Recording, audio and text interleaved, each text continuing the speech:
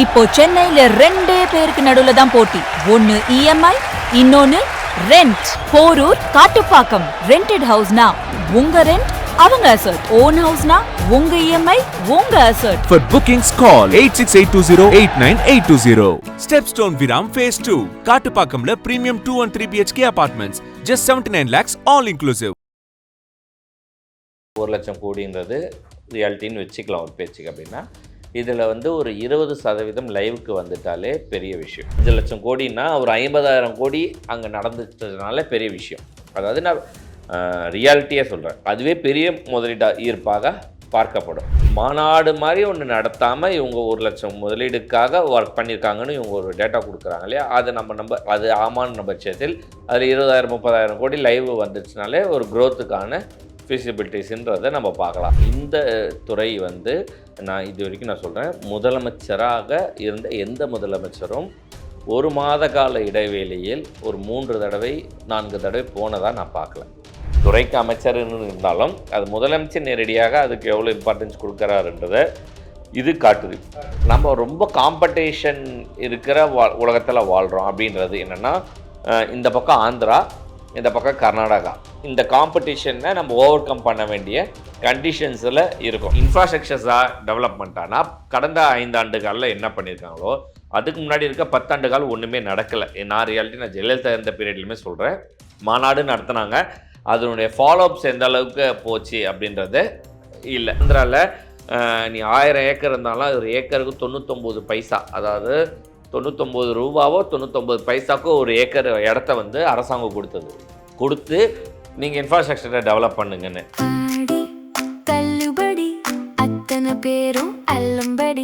6 முதல் 60% வரை ஆடி தள்ளுபடியுடன் super Saravana stores, Chennai, Madurai, Kovai.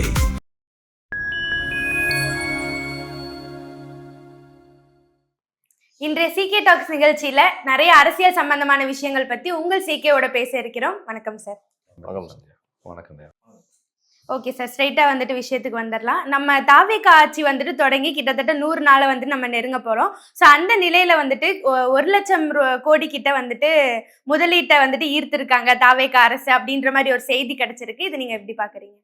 சரி, முதலீட்டுக்கு புரிந்துணர்வு ஒப்பந்தம் தூய தமிழில் சொல்லுவாங்க, இங்கிலீஷில் எம்ஓயூன்னு சொல்லுவோம். இது போட்டிருக்கிறதா சொல்லியிருக்காங்க. இது 1 லட்சம் கோடின்றது ரியாலிட்டின்னு வச்சுக்கலாம் ஒரு பேச்சுக்கு. அப்படின்னா இதில் ஒரு 20% லைவுக்கு வந்துட்டாலே பெரிய விஷயம். எப்பவுமே நம்ம ஒப்பந்தங்களுக்கும் ரியாலிட்டிக்குமான டிஃப்ரென்ஷியேட்ஸ் எப்பவுமே இருக்குது. ஓகேவா? ஸோ நம்ம அந்த பிஸ்னஸ் மாநாடுன்னு ஒன்று நடத்துவாங்க, உலக முதலீட்டாளர்கள் மாநாடுன்னு சொல்லி ஒன்று நடத்துகிறோம்னு வச்சுக்கோங்களேன். அப்போவும் இந்த மாதிரி இருக்கும், 5 லட்சம் கோடி ஒப்பந்தங்கள் கையெழுத்தானது, 10 லட்சம் கோடி ஒப்பந்தங்கள் கையெழுத்தானது அப்படின்னு சொல்லுவாங்க. ஆனால் அதுக்கப்புறம் தான் ஃபீஸிபிலிட்டிஸ் பார்ப்பாங்க, ப்ளஸ் அண்ட் மைனஸ் பார்ப்பாங்க, அவங்களுக்கு இதை விட பெஸ்ட்டாக என்ன இருக்குதுன்னு பார்ப்பாங்க. இதெல்லாம் பார்த்துட்டு அதில் சிலதெல்லாம் போனால் அதில் இப்போ 5 லட்சம் கோடின்னா ஒரு 50,000 கோடி அங்கே நடந்துட்டதுனால பெரிய விஷயம். அதாவது நான் ரியாலிட்டியாக சொல்கிறேன், அதுவே பெரிய முதலீடாக ஈர்ப்பாக பார்க்கப்படும்.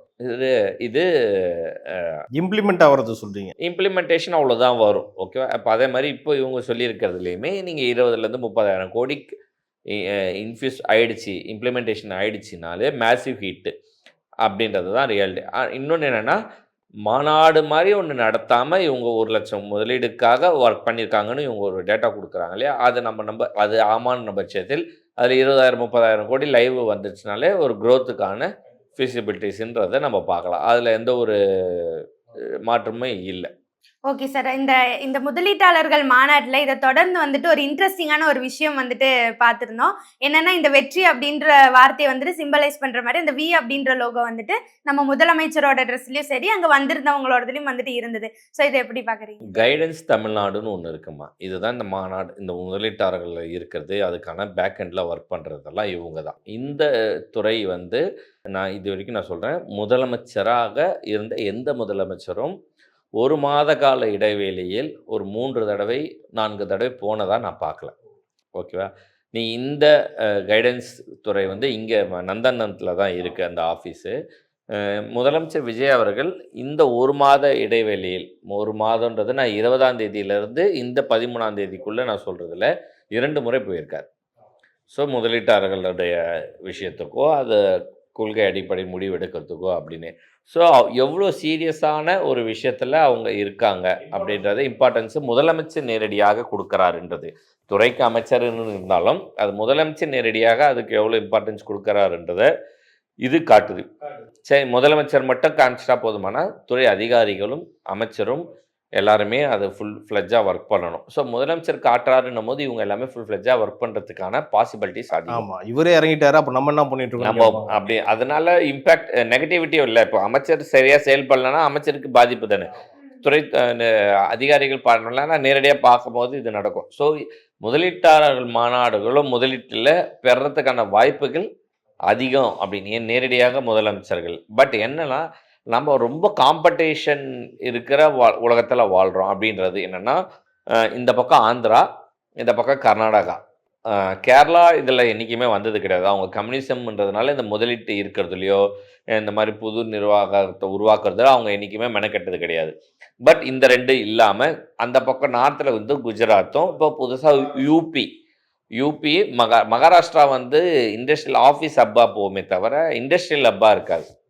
ஓகேவா? குஜராத் தான் இண்டஸ்ட்ரியல் ஹப்பு, அடுத்த இடத்துல ஊபி இருக்குது. ஸோ உத்தரப்பிரதேஷ் இவங்க எல்லாமே இருக்கும் போது இதை எந்த அளவுக்கு இந்த காம்படிஷனை நம்ம ஓவர் கம் பண்ண வேண்டிய கண்டிஷன்ஸில் இருக்கும். நமக்கு நேச்சுரலாகவே நமக்கு ஒரு ரெவென்யூ பேஸோ இன்ஃப்ராஸ்ட்ரக்சர்ஸோ ஹார்பர் போன்ற ஒரு விஷயங்களோ நமக்கு கொஞ்சம் நல்லா இருக்குது. இன்ஃப்ராஸ்ட்ரக்சர் ரோடு இருக்குது, ரயில் இருக்குது, ஹார்பர் இருக்குது, எல்லாமே இருக்கிறதுனால நமக்கு நீ வந்து கர்நாடகாவில் ஒரு முதலீடு இருந்தால் நேராக இப்படி வந்து இது பக்கமாக போகிறதுக்கான வாய்ப்பு இருக்குது.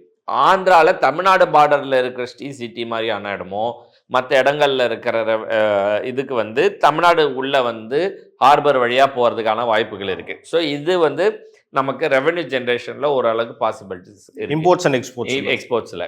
பட் இன்ஃப்ராஸ்ட்ரக்சர்ஸாக டெவலப்மெண்ட்டானா கடந்த 5 ஆண்டுகளில் என்ன பண்ணியிருக்காங்களோ அதுக்கு முன்னாடி இருக்க 10 ஆண்டுகள் ஒன்றுமே நடக்கலை. நான் ஜெயலலிதா இருந்த பீரியட்லையுமே சொல்கிறேன், மாநாடு நடத்தினாங்க, அதனுடைய ஃபாலோஅப்ஸ் எந்த அளவுக்கு போச்சு அப்படின்றது இல்லை. அது ஒரு 2-3 ஆண்டு காலத்துக்கு அப்புறம் திருப்பி எடப்பாடி பண்ணாங்க, அதுவும் பெருசால இவங்க ஊருக்கு போனார். அதே மாதிரி ஸ்டாலின் போனாங்க. இவங்கெல்லாம் என்ன முதலீடு கொண்டு வந்திருக்காங்கன்றத பெருசாக நம்ம இல்லை. ஸோ நான் இவருடைய சந்திரபாபு நாயுடுவுடைய மகன் லோகேஷ் அவர் வந்து நிறைய விஷயங்களை இறங்கி ஒர்க் பண்ணி கொண்டு வந்திருக்காங்க. அந்த மாதிரி லீடர்ஷிப் குவாலிட்டிக்குள்ள ஒரு ஆள் இங்கே இருக்கணுன்றதை நான் பார்க்குறேன். சிஎம்ஏ எல்லாத்தையும் பண்ணார்னா அப்போ அந்த துறை அமைச்சர் அதிகாரிகள் இந்த லெவலில் வந்து ஒரு ஸ்ட்ராங்கான பர்சன் இருந்தால் ஃபைட் பண்ணி கொண்டு வர்றதுக்கான பாசிபிலிட்டிஸ் அதிகமாக இருக்கும்னு நினைக்கிறேன். நான் அதுக்கான நல்ல ஒரு பொட்டன்ஷியலான ஒரு அதிகாரிகள் அதில் போடணும் சார். அதிகாரி இருக்காரு, நான் எனக்கு தெரிஞ்ச அதிகாரி அதுக்கு ஒரு மெயினான இப்போ இண்டஸ்ட்ரியல் எக்ஸ்பென்ஷன் அதிகாரி ஒருத்தர் இருக்காருன்னு வச்சுக்கோங்க. அமைச்சரோ அதுக்கு மேலே ஒரு கைடன்ஸ் கொடுக்குற மாதிரி எல்லா இடத்துலையும், ஏன்னா எல்லாருமே ஒரே வேலையை பார்த்துட முடியாதுன்றதுக்காக சஜஷன்ஸ் பேசி உள்ளே கொண்டு வர்றதுக்கான ஒரு பாசிபிலிட்டிஸான இதை வந்து டீம் ஃபார்ம் பண்ணணுன்றத இருக்கேன். அடிச்சு பிடிச்சி இப்போ எப்படி நம்ம எக்கனாமிக் எப்படி டெவலப் பண்ணுறது, 1.5 ட்ரில்லியன் நம்ம எப்படி கொண்டு போகிறதுன்னு ஒரு துறை ஒரு குரூப் நம்ம ஃபார்ம் பண்ணியிருக்கோமோ அந்த மாதிரி ஒரு குரூப் ஃபார்ம் பண்ணி எல்லா நாடுகளில் போய் அவங்க பேசி இங்கே கொண்டு வர்றது. ஏன்னா அமைச்சர் வந்து இது ஓகே வேண்டான்றதுக்குள்ளேயும் ஐஏஎஸ் அஃபிஷியல்ஸ் வந்து இதனால் நமக்கு இங்கே சாதக பாதகங்கள் என்னன்றது கொடுக்கறதுக்கான வேலைகளை அவங்க செஞ்சால் போதும்.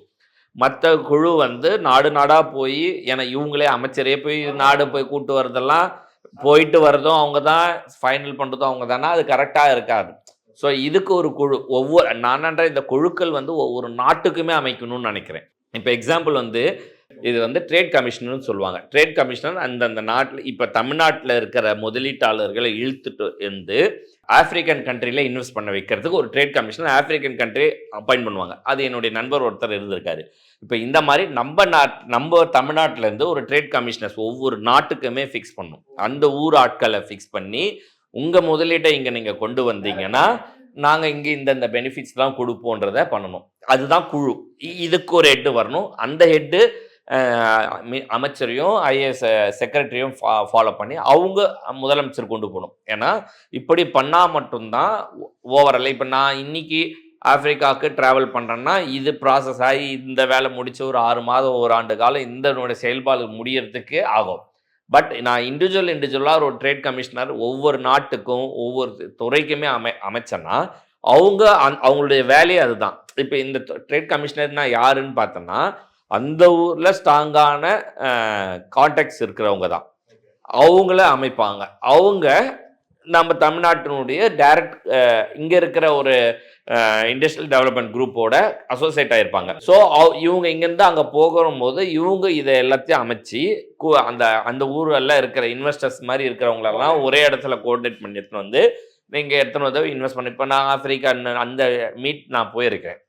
அவங்க வந்து மைனிங்ஸுக்கும் வாட்டர் சோர்ஸுக்குமே நீங்கள் இன்வெஸ்டர் யார் இருக்கீங்கன்னு பர்டிகுலராக கேட்பாங்க. ஸோ மைனிங்ஸ் பண்ணுறவங்க யார் இருக்காங்க, மைனிங்கில் இருக்கவங்களாம் நீங்கள் வாங்க இன்வெஸ்ட் பண்ணுங்கள், உங்களுக்கு கவர்மெண்ட் சைட்லேருந்து என்னென்ன சப்போர்ட் பண்ணுமோ நாங்கள் பண்ணுறோம். வாட்டர் எங்களுக்கு வந்து சோர்ஸ் ரொம்ப முக்கியம், வாட்டரை நீங்கள் எப்படி கொண்டு போகிற போகிறோம். ஸோ இப்போ வாட்டர்னும் போது நான் அவங்களுக்கு கொடுத்த சஜஷன் என்னென்னா அப்போ தான் வந்து இந்த மாய்ஸ்டர்லேருந்து வாட்டரை எவாப்ரேட் பண்ணி தண்ணி கொடுக்குறது இருக்குது. ஆஃப்ரிக்கனில் ரொம்ப ட்ரை இருக்கிறதுல ரொம்ப ஆழமாக போட்டு எடுக்கிறத மாதிரி இல்லாமல் அந்த மாதிரி இண்டஸ்ட்ரியை நீங்கள் டெவலப் பண்ணணும். அவங்களோட நாட்டோட அமைச்சர் வந்திருந்தார், அவர் இது நாங்கள் வந்து இம்ப்ளிமெண்டேஷன் பண்ணுறதுக்கு ட்ரை பண்ணுறோன்றாங்க. ஸோ இந்த மாதிரியான யார் அந்த மாய்ஸ்டர்லேருந்து எடுக்கிற இண்டஸ்ட்ரியல் யார் இருக்காங்களோ அவங்களுக்கு அது ஆப்பர்ச்சுனிட்டியாக உருவாகும். ஸோ இந்த மாதிரி நீங்கள் நம்ம தமிழ்நாட்டில் எப்படி இருக்குது, நம்ம ஆல்ரெடி நம்ம எல்லா இடத்துலையும் சிட்கோவும் டிட்கோன்ற அமைப்புகள் உருவாக்கி வச்சுருக்கோம்.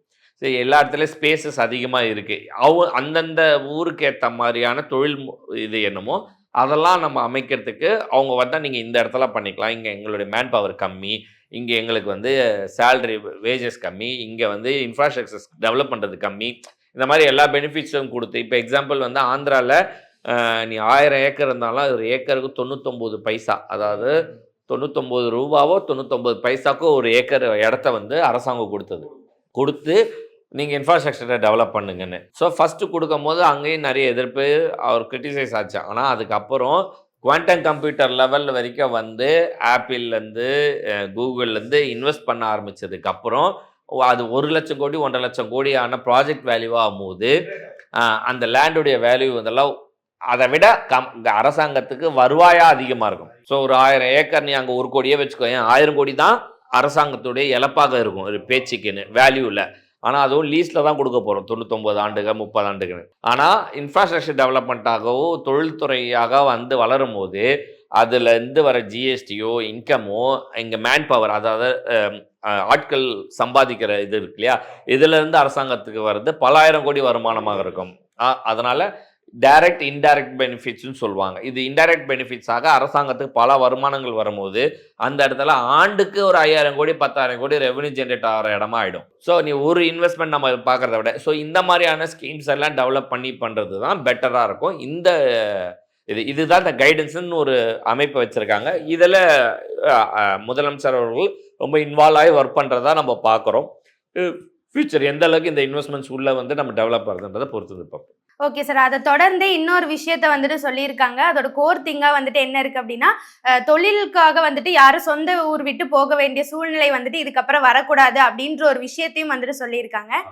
இது வந்து ரொம்ப வரவேற்க வேண்டிய விஷயம். என்ன அப்படின்னா, நீங்கள் எல்லாருக்கும் இன்றைக்கி ஃபேமஸாக தெரிகிற ஜோகோ வந்து பார்த்துருக்கீங்க. சிட்டிக்குள்ளேயே அவங்களுடைய டெவலப்மெண்ட்டாக பண்ணலை. ஸ்ரீதர் ஆமாம், அவங்க வந்து Tier 2 சிட்டிஸில் ஃபோக்கஸ் பண்ணாங்க. Tier 2 சிட்டிஸில் ஏன் ஃபோக்கஸ் பண்ணாங்கன்னு நீ பார்த்தனா, சென்னையில் நீ வந்து ஒருத்தரை வேலைக்கு எடுத்து வந்து ஐடிலையோ செக்டாரில் நீ வேலை பார்க்குறேன்னா 50,000 மினிமம் சேலரியிலேருந்து லட்சக்கணக்கில் சம்பளம் கொடுக்குற மாதிரி இருக்கும். அதே Tier 2 சிட்டிஸில் 3 சிட்டிஸில் போய் நீ இந்த மாதிரி இன்ஃப்ராஸ்ட்ரக்சர் பண்ணும்போது அதனுடைய இது வந்து 20,000லேருந்தே தொடங்கிடும்.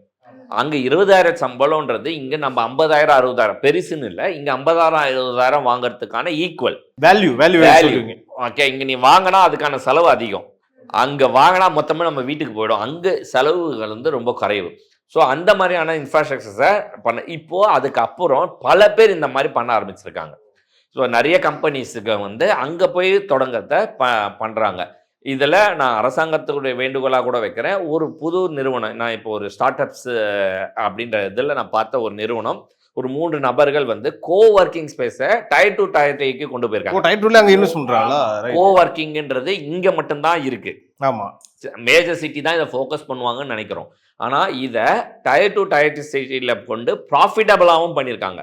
ஸோ இவங்கள மாதிரியான நிறுவனங்கள் தமிழ்நாடு கொலாபரேட் பண்ணி பல ஏன்னா தமிழ்நாட்டுக்கு லேண்டோ இன்ஃப்ராஸ்ட்ரக்சர் டெவலப் பண்ணுறது ஈஸியாக இருக்கும். ஸோ அதை இந்த மாதிரியான ஆட்கள் கூட டைஅப்பில் பண்ணும்போது ரெவென்யூவாகவும் இருக்கும், அங்கே இருக்கிற மக்களுக்கு இது ஒரு இன்ஃப்ராஸ்ட்ரக்சர் டெவலப்மெண்ட்டில் ஈஸியாகவும் கிடைக்கும். ஒரு ஆஃபீஸ்னால் என்ன, இப்போ ஒரு ஐடி ஆஃபீஸ்க்குள்ளே போய் வேலை பார்க்குற மாதிரி டயர் 2 டயர் 3 சிட்டிஸ்லேயுமே கிடைக்கும். ஆமாம், இன்னொன்று இதை இண்டஸ்ட்ரியலுக்கு எக்ஸ்பேண்ட் பண்ணி கொடுக்கணுன்றது என்னுடைய வேண்டுகோள். ஏன் அப்படின்னா, நீங்கள் வந்து டிட்கோவோ சிட்கோவோ இந்த மாதிரி இடத்துல 1 ஏக்கர் 1/2 ஏக்கர் ஒரு 4 கிரவுண்டு 1 கிரவுண்டுன்ற லேண்டாக அரசாங்கங்கள் விற்கிற மாதிரியாகவும் எடுத்து பண்ணுற மாதிரியாகவும் இருக்குது. இந்த மாதிரி இடத்துல அரசாங்கம் ஒரு பெரிய ஒரு 50,000 square feet 1,00,000 square feet infrastructures மாதிரி பண்ணி அதில் ஒரு இண்டஸ்ட்ரியலுக்கு தேவையான ஆல் மிஷினரிஸை ஹையர் ஃப்ரீ ரெண்ட்டை மாதிரி, அதாவது லோயர் ரெண்ட்டுக்கு ஆக்சஸ் கொடுக்குற மாதிரி கொடுத்தா நிறைய கம்பெனி அங்கே சின்னதாக உருவாகும். ஸோ இப்போ எக்ஸாம்பிள் ஃபேப்ரிகேஷன் அப்படின்னா, ஒரு ஃபேப்ரிகேட்டருக்கு ஆர்க் வெல்டிங்லேருந்து எல்லாமே தேவை அப்படின்னு இருக்குன்னா, ஒரு ஆள் இன்வெஸ்ட் பண்ணி அதை எடுத்து அவருக்கு அது வியாபாரம் கிடைச்சாதான் அந்த பிஸ்னஸ் அவரால் அடுத்தடுத்த லெவலுக்கு கொண்டு போக முடியும். நிறைய பேர் அதை போட்டுட்டு லாஸ் ஆவாங்க. ஆனால் அவருக்கு ஒரு பிஸ்னஸ் இந்த மாதிரி இருக்குது, தேவாவோ காமிஷோ ஒரு கிரில் கேட் ஆர்டர் எடுக்க முடியும்னா எடுத்துட்டு மெட்டீரியல் அவர் அங்கேருந்து எடுத்துகிட்டு வரலாம், இல்லை உள்ளே நம்மளே கூட அதுக்கான ஃபீசிபிலிட்டிஸ் கொடுக்கலாம். அங்கேயே வாங்கி அங்கேயே அந்த ஷேப் அவர் வேலை பார்த்து அந்த ஆர்க் வெல்டிங் வரைக்கும் பண்ணி அவர் ப்ராடக்டாக அவர் வெளியே கொண்டு போய் கொடுக்கறதுக்கான ஃபீசிபிலிட்டிஸை பண்ணலாம். ஸோ இந்த மாதிரி இன்ஃப்ராஸ்ட்ரக்சர்ஸை ஒரு இண்டஸ்ட்ரியல் இன்ஃப்ராஸ்ட்ரக்சராக நம்ம எப்படி ஒர்க்கிங் ஆஃபீஸ்க்கு மட்டும்தான் இப்படி பண்ணணும்னு இல்லை, இதை ப்ராப்பராக நான் ஒரு இண்டஸ்ட்ரியல்ஸ்க்கும் பண்ணலாம். அதை இப்போ நான் ஒரு இண்டஸ்ட்ரியலில் நான் மேற்கொள் காட்டுறேன். இந்த மாதிரி எந்தெந்த இண்டஸ்ட்ரியலுக்கு ஆப்பர்ச்சுனிட்டிஸ் இருக்கோ அதை பண்ணலாம். இப்போ இது வந்து புதுசு, நம்ம என்ன புதுசாக கண்டுபிடிச்சி சொல்கிறோம் அப்படின்னு இல்லை. இது ஆல்ரெடி ஒரு இண்டஸ்ட்ரியல் தமிழ்நாடு அரசு மூலியமாக இங்கே டைடல் பார்க் கிட்ட தரமணியில் இருக்குது. ஆனால் அது எதுக்கு இருக்குது அப்படின்னா, ரிசர்ச் அண்ட் டெவலப்மெண்ட்டுக்கு இருக்குது. ஐடி, அதாவது டாக்டர் இந்த மாதிரியான இருக்கு இல்லையா, ஒரு இந்த ஃப்ரீஸ் டெக்னாலஜி, நீ வந்து ஒரு ஸ்டெம் செல்ஸ் உருவாக்குறது, இந்த மாதிரியான ப்ராடக்ட்ஸ் இருக்கு இல்லையா, பயாலஜிக்கல் சம்மந்தத்தை, பயோடெக் தான் அது. ஆக்சுவலாக இதுக்கு கவர்மெண்ட்டே பல 1000 கோடி இன்வெஸ்ட் பண்ணி ஒரு இன்ஃப்ராஸ்ட்ரக்சர் பண்ணியிருக்காங்க. நீ அங்கே போய் ஒரு ஆஃபீஸ் எடுக்கிறன்னா இப்போ நீ வந்து ஒரு பயோடெக்கில் வந்து ஒரு ரிசர்ச் பண்ணணும் அப்படின்னா ஒரு ஃப்ரீசிங் செட் இது இருக்குது, -40 டிகிரி வரைக்கும் போகணுன்ற ஒரு ஃப்ரீசிங் இருந்தால் தான் அந்த ஒரு செல்ஸை வந்து நீ எடுக்கிறதுன்னு இருக்குது. ஆனால் இண்டிவிஜுவலாக நீ அதை அந்த டெக்னாலஜி நீ இம்ப்ளிமெண்ட் பண்ண 50 லட்சத்துலேருந்து 1 கோடி ரூபாய் மிஷினை நீ இன்வெஸ்ட் பண்ணணும் வெறும் ஒரு ஆளுக்கு நீ பண்ண போகிற ஒரு 1/2 மணி நேரம் டெஸ்ட்டுக்கு. பட் அங்கே அது நீ ஷெட்யூலுக்குள்ளே ஃப்ரீயாக இருக்கும். உன் ஷெட்யூலில் நீ கேட்டனா இன்றைக்கி இந்த ஸ்லாட்டில் நீ பண்ணிக்க முடியும்னா நீ போய் பண்ணி ஒன்றா ஸ்டோர் பண்ணிக்க முடியும். இந்த மாதிரி பல 1000 கோடி, அதாவது 100 கோடி ரூபாய் மிஷின், 50 கோடி ரூபாய் மிஷின், 1 கோடி ரூபாய் மிஷின் வரைக்கும் அவங்க நிறைய இன்வெஸ்ட் பண்ணி நீ வந்து அதை ஷேர் பண்ணி பயோடெக்கில் நீ ரிசர்ச்லாம் பண்ணலான்னு இருக்குது. என்னென்னா ஐடி மாதிரி நீ ஒரு 100 ரூபாய் 200 ரூபாய் ஸ்கொயர் ஃபீட்டுக்கு ரெண்ட்டுக்கு எடுத்து நீ அதுக்குள்ளே இருந்து நீ இதெல்லாம் நீ யூஸ் பண்ணிக்கலாம். ஓகேவா? இதுக்கு காஸ்ட்டு ஒரு நாமினல் காஸ்ட்டாக இருக்கும். இதை தான் நான் இண்டஸ்ட்ரியலுக்கும் பண்ணணுன்றேன். இதை வந்து பெரிய மேட்டராக பண்ணி பெரிய இன்வெஸ்ட்மெண்ட்டாக பண்ணுறோம். இதை இங்கே பண்ணணுன்றதை நம்ம சொல்லுவோம். இது ஏற்கனவே நம்ம அக்ரிகல்ச்சருக்கு ஒன்று சொல்லியிருப்போம். பெரிய பெரிய மிஷின்ஸை அரசாங்கமே வாங்கி அந்த ஊருக்கு அது ஒரு சிஸ்டமாக ஃபார்ம் பண்ணி ஒரு சொசைட்டியாக ஃபார்ம் பண்ணி அதை பண்ணுறது வந்து இன்னும் டெவலப்மெண்ட் ஆகும், பயிர் பண்ணுறது அதிகமாகும். ஸோ இப்போ அது என்னது எத்தனால் E20 இருக்குது, எத்தனால் வந்து ப்ரொடக்ஷன் எனக்கு அதிகமாக இருக்குது. நம்மளுடைய கரும்பு விவசாயம் 1,00,000 டன்னுலேருந்து 30,000-40,000 டன்னுக்கு குறைஞ்சிருக்கு ரீசெண்ட் இதில். இப்போ அதுக்கு இவங்க ஊக்கத்தொகை அதிகமாக கொடுக்குறாங்க. ஸோ இப்போ அது அதிகமான ப்ரொடக்ஷன் ஆகும்போது எத்தனாலுக்கான ரெக்யர்மெண்ட் அதிகமாகும் போது விவசாயிகளுக்கு வருமானம் அதிகமாகும். ஸோ இதை கல்டிவேட் பண்ணுறதுலேருந்து இது ஈஸியாக எடுத்து போய் டிரான்ஸ்போர்ட் பண்ணி கொடுக்குற வரைக்கும் இந்த மாதிரி ஒரு சொசைட்டிக்கு ஒரு குரூப் மாதிரி ஃபார்ம் பண்ணி அரசாங்கமே அதுக்கான சப்போர்ட் பண்ணால் இதெல்லாம் பெரிய செலவாகாது. பட் இது அரசாங்கம் ஒரு 100 கோடி 500 கோடி 1000 கோடின்னு பண்ணாலே அதோடைய டெவலப்மெண்ட் பெரிய ரெவன்யூவாக இருக்கும். அந்த மாதிரி இண்டஸ்ட்ரியல்ஸ்க்கும் பண்ணலாம். ஓகே சார், இந்த வீடியோவில் வந்துட்டு நிறைய இண்டஸ்ட்ரி சம்மந்தமாக, ஆப்பர்ச்சுனிட்டி சம்மந்தமாக நிறைய விஷயங்களை வந்துட்டு சொன்னீங்க. உங்கள் நேரத்திற்கு நன்றி.